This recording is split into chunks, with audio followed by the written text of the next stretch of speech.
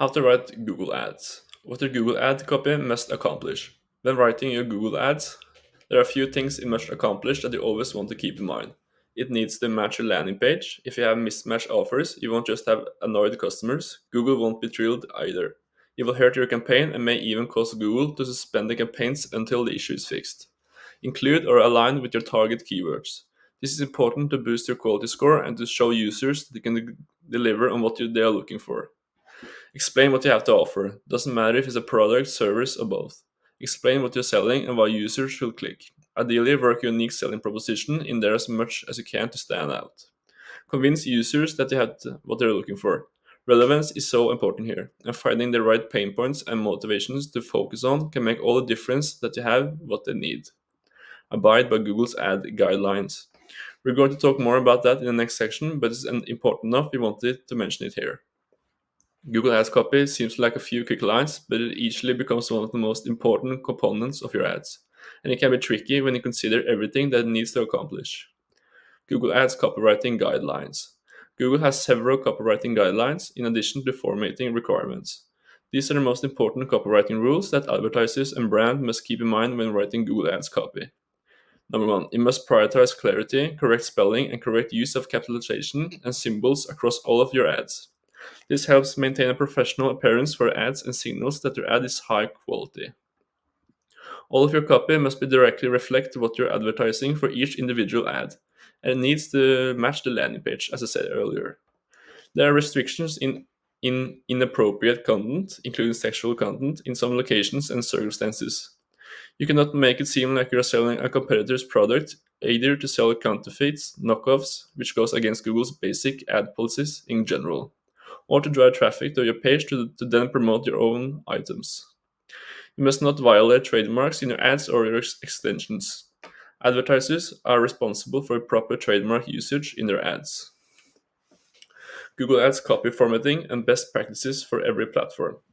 There are a few different Google Ads types that each have their own formatting requirements and their own individual best practices. The biggest copy focused ad formats are search ads, shopping ads, display ads, and the extensions. You can check out the for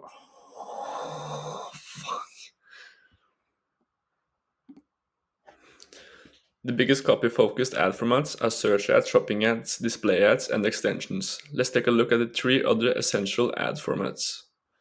Google search ads. Search ad copy is imperative to success, and is going to be the biggest focus of this guide.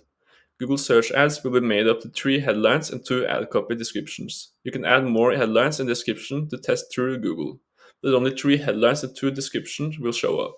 Here you see how it's going to look on your page. Your headlines can be up to 30 characters each. Your descriptions can be up to 90 characters each. Note that unless you lock the position of any of the copy you created by clicking on the pin icon next to the specific headline or description, Google will test different variations of their order to see what works best for future optimizations.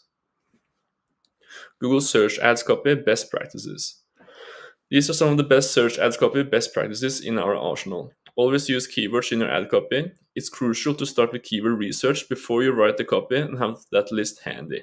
You need to know what keywords you're targeting, which offers you're using, and why. Not only will this list make sure you're staying on track, but using keywords in the ad copy can also help you increase your quality score by telling both Google and users that you understand what they're looking for, that you can offer it. You can see this in the example here. The search for custom furniture carpenter, turn up the ads below. Yeah, you can see it on there. Some variation of custom furniture is used by each ad in the headline, and is used by two out of the three ads in description. Never assume that users will think that your ad is a fit for them just because it showed up. You need to leave no doubt in their mind that you're offering exactly what they're looking for. They're looking for the most relevant result, and using keywords in the ad copy can make sure that it's your ad they click. Include your brand name as a headline option. Use social proof. Social proof is always a strong marketing strategy, and that's just as true for Google Ads as it is anywhere else. Mentions awards won, the number of 5-star reviews you got, or even just how long you've been in business. The idea here is to build trust and authority all at once. Social proof can help you do that. Mention core unique selling propositions that set you apart. Your unique selling propositions are the value offers that tell users why they should purchase with you instead of a competitor. A furniture company might any of the following value propositions: deliver within a week, affordable, high quality wood, custom furniture options, handmade, white glove delivery, 10-year warranty. Mentioning USPs and different key benefits that explain why customers should click your ad should be a priority. You can keep it short and sweet. In the ads below, you see phrases like ethically ground, planned doctor support, nationwide delivery, 100% guarantee, and self-vouchering system. Here's the examples I just said. Group like keywords together based on pain point or offer value. Someone searching for cheap diamond ring likely isn't going to be the same customer searching for a custom diamond ring or 2-carat platinum diamond ring. These searches may make up different segments of your custom audience, and that's great. You want everyone to be able to find you. To make sure everyone clicks, group similar keywords together based on pain point or value proposition, and then write copy targeted specifically for them. You'll see your CTR rates skyrocket. Yeah. Break up thoughts with periods. You get 2 descriptions for ad copy. That doesn't mean you only get 2 sentences or 2 thoughts. Instead, a common tactic is to feature many USPs or core selling benefits like we discussed above, but breaking up the thoughts with periods. This ensures that the ad is easy to read and scan. Double check grammar and formatting for consistency. Grammar, spelling, and formatting errors are never ideal, but you'll never stand out more than on a text-based search ad. When you're entering in your ad copy, make sure that every iteration and combination is formatted consistently and is error-free. You can see what the copy looks like in the preview screen on the right-hand side. Here. Be insanely direct. Facebook ad copy and other social media ad copy sometimes prioritize creativity, telling puns, jokes, or stories that capture attention and build branding. That's really not the goal with Google Ads. You only have a fine lines. This isn't about building intent, it's about capturing it. Be direct about what you have to offer and why you're better than all of your competitors. This ad, for example, gets straight to the point. Here we go. Full service HVAC company repairs installation. Prompt professional AC repair, service, and installation. Call for superior customer service. Great example. Google Display Ads. The biggest focus of Google Display Ads is going to be centered around the visuals, because this makes up the biggest bulk of the ads. That being said, the copy you add to those images still matters a great deal. Here you see a great example. This mentioned is. Some brands overlay text onto the images themselves, but the best option is to let Google do this by giving them different headline and description copy options instead. You can see a long headline there. You can add up to 5 headlines, 1 long headline, and up to 5 descriptions. Note that at least 1 headline, 1 long headline, and 1 description is mandatory. Headlines can be up to 30 characters long, long headlines can be up to 90 characters long, description can also be up to 90 characters long. Okay. Google Display Ads copy best practices. Want to get more clicks on the display ads? These are the Google Display Ads copywriting best practices you need to know.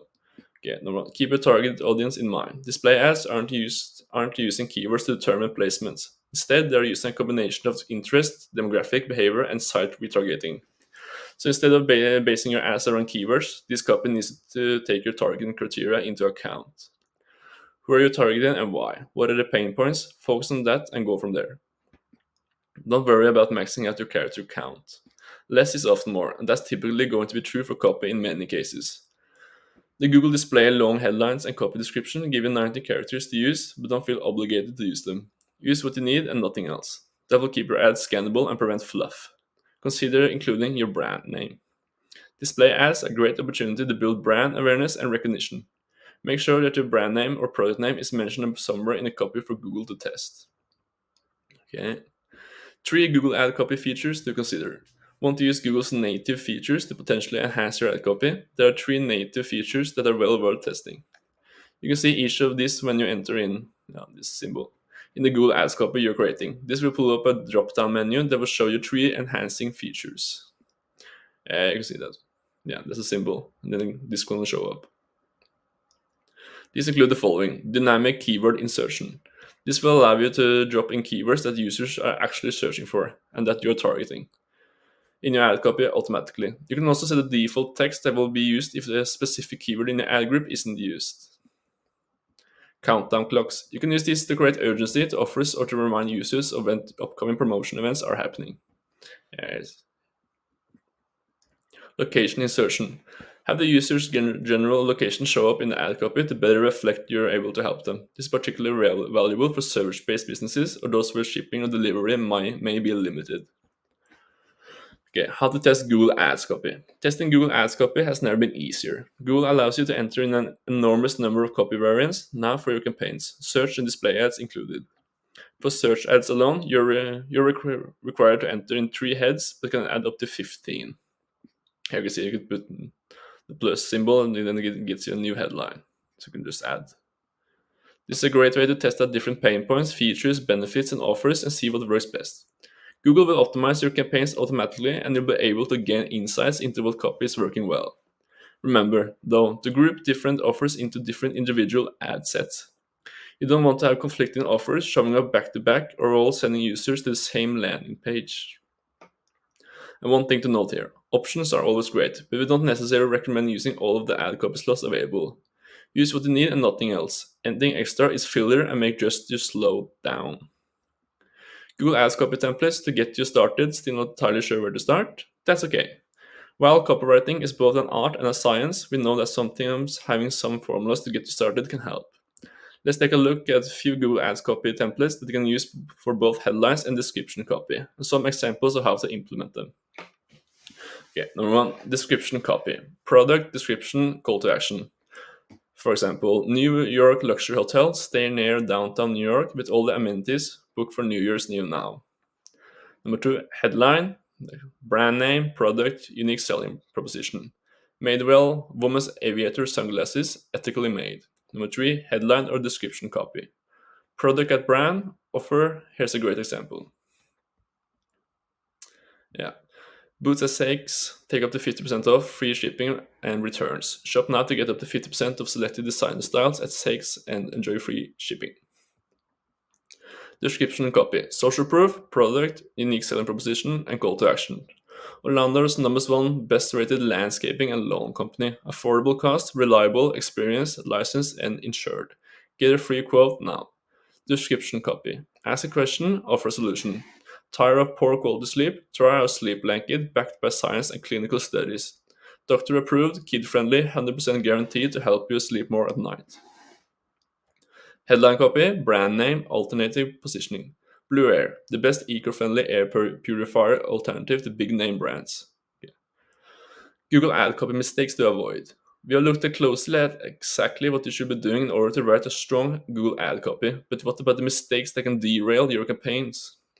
These are the 4 Google ad copy mistakes all advertisers and brands need to avoid. Number 1, ignoring Google's guidelines. Google's guidelines and rules are all relative common sense and straightforward. We've gone through all of the major ones above, make sure you're following them, and pay close attention to accidents that might happen with dynamic keyword insertion, especially around trademark concerns for brand keywords. Yeah. Also double check that landing page and copy misalignment is actually a very common issue across many types of Google ads. Number 2, not focusing on search intent. Even if you pack the keywords you're targeting into ad copy, none of it matters if the keywords you're targeting and the ad copy don't match exactly what users are looking for. Neglecting to conduct competitive research. Do you know what your competition is offering right now in the ad system? If you're offering 10% off and your competition is offering 20% off, that's a hard click to win. You also want to see what pain points they're targeting and how they're doing so. Only utilizing a single approach in your messaging. You might have written an absolute masterpiece set of ad copy. It's perfect, it's pristine, it's getting results. Doesn't matter. You still need to test out different sets of copy to see what else works. Remember that Google will optimize your campaign's delivery, showing the most relevant ad version to the right audience members. If you're focusing on a single set of copy, you're likely missing part of your audience. Okay, that was all. Hope that was valuable. If you're having more questions, yeah, book a call and I'll do it for you.